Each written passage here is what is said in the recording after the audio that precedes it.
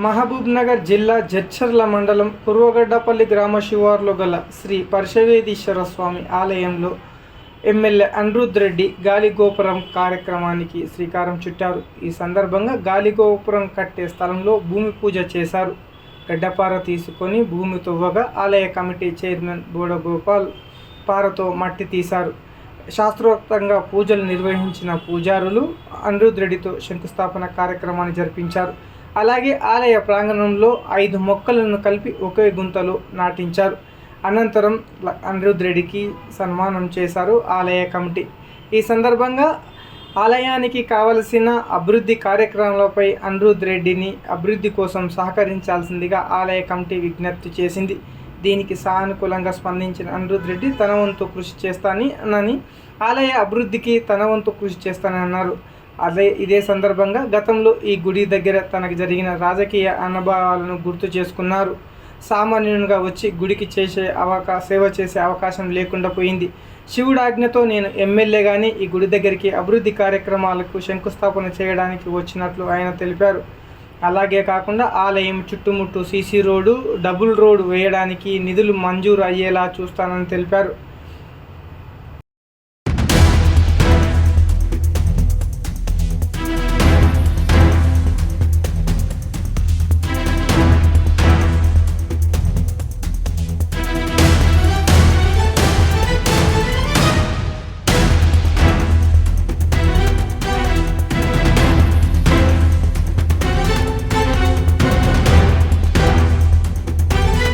ఆలయ ప్రాంగణంలో శాసనసభ్యుడు అనిరుద్ రెడ్డి ఏం మాట్లాడాడో, ఏం హామీ ఇచ్చాడో మీరే వినేయండి.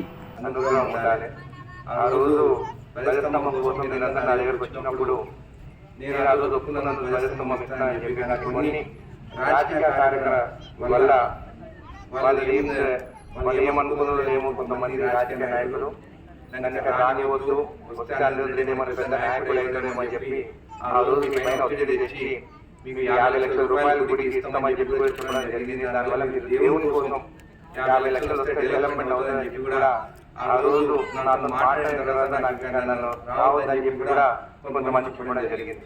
అయినా నేను బాధపడలేదు. ఎందుకంటే ఈ రోజు ఆ పరమేశ్వరుడు ఇక్కడ ఒక ఎమ్మెల్యేగా నన్ను గెలిపించి ఆ రోజు అన్నాను. పరమేశ్వరుడు ఇక్కడ శివరాత్రి నాడు వచ్చినప్పుడు కూడా ఆ రోజు మొక్కుకోవడం జరిగింది. ఎమ్మెల్యేగా ఖచ్చితంగా వస్తాను.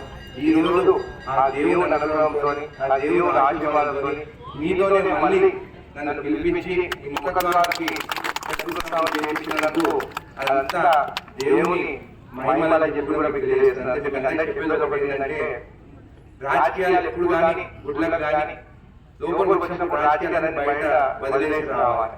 కొంతమంది వాళ్ళ రాజకీయాల కోసం దేవుని గుణం కూడా ఉపయోగించుకుంటారు. కానీ మీకు నా సలహా ఒకటి ఏంటంటే, ఇది ఒకటే ఏ పార్టీ అయినా ఉండండి, అటు బీఆర్ఎస్ ఉండండి, అటు బీజేపీ ఎవరైనా ఉండండి, కావాలంటే వాళ్ళు ముందు పిలవండి, నన్ను తర్వాత పిలవండి, నేను ఏం తప్పనుకోను. ఎందుకంటే దేవుని దగ్గరికి వచ్చినప్పుడు భక్తితో రావాలి, కానీ వేషాలు పెట్టుకుని ఒకరిపైన రాజకీయాలు చేసేదాన్ని మాత్రం ఎవరు ఒకటి రావద్దు. కాబట్టి నాకు ఏం పర్లేదు, తప్పు ఏమి అనుకోను. మీరు ఇంత మంచి కార్యక్రమం చేస్తున్నారు. ఈ కార్యక్రమం చేయాలంటే ఈజీ కాదు. అందరూ ఏమనుకుంటున్నారు, కమిటీ మెంబర్స్ ఉన్నారు, మెంబర్స్ కట్టిస్తారు కదా, వాళ్ళు ఎందుకు కట్టిస్తలేరు అంటారు. ప్రతి అడుగు ఇటుక పెట్టినప్పటి నుంచి ద్వారం కట్టాలంటే ఎంత అవసరం మీరు పడతారో దానికి నిధులు కావాలి. అందరినీ అడుగుని దేవుని కోసం అని చెప్పి చేస్తారు. అనుకోరు, వీళ్ళు ఏదో చేస్తున్నారు అనుకుంటారు. కానీ అందరికీ ఒకటి అర్థం చేసుకోవాలి. ముందుకు వచ్చి దేవుడు వీళ్ళతో పని చేయించుకుంటుందంటే వీళ్ళ పైన ఎంత దేవుని ఆశీర్వాదం ఉందని చెప్పి కూడా మీరు ఒకసారి ఆలోచించాలి. దేవుడు జీవించుకుంటారు. మనం ఏదో చేయాలంటే జరగదు. ఆ రోజు నేను చేయాలనుకున్నా నేను చేయలేకపోయినాను. కానీ ఈ రోజు మళ్ళీ ఆ దేవుడు నాతో ఇక్కడ శంకుస్థాపన చేయించుకుంటుందంటే ఆ దేవుని రాత అని చెప్పి కూడా మీకు తెలియజేస్తుంది. ఇంతకుముందు 7 సంవత్సరాలకి ఏమి రాలేదని చెప్పి కూడా చెప్పడం జరిగింది. నా గతంలో 50 లక్షల రూపాయలు మంజూరయ్యాయని చెప్పి కూడా కొంతమంది చెప్పడం జరిగింది. అది నేను మిమ్మల్ని ఒకసారి చెక్ చేస్తున్నా, పాత గవర్నమెంట్ మన శాంక్షన్ అయిందా లేదా అని చెప్పి. మీరు రెండింటికి ఖచ్చితంగా ఎండోమెంట్స్ మినిస్టర్ వెళ్దాము, వాళ్ళని నిధులు తెచ్చుకున్నాము. ఈ సీసీ రోడ్ మాత్రము funds constituency development funds separate funds వస్తే మా ఎమ్మెల్యేకి ఆ ఫండ్స్ నుండి మీకు సిమెంట్ రోడ్ నేను శాంక్షన్ చేస్తానని చెప్పి కూడా మీకు తెలియజేస్తూ ధన్యవాదాలు.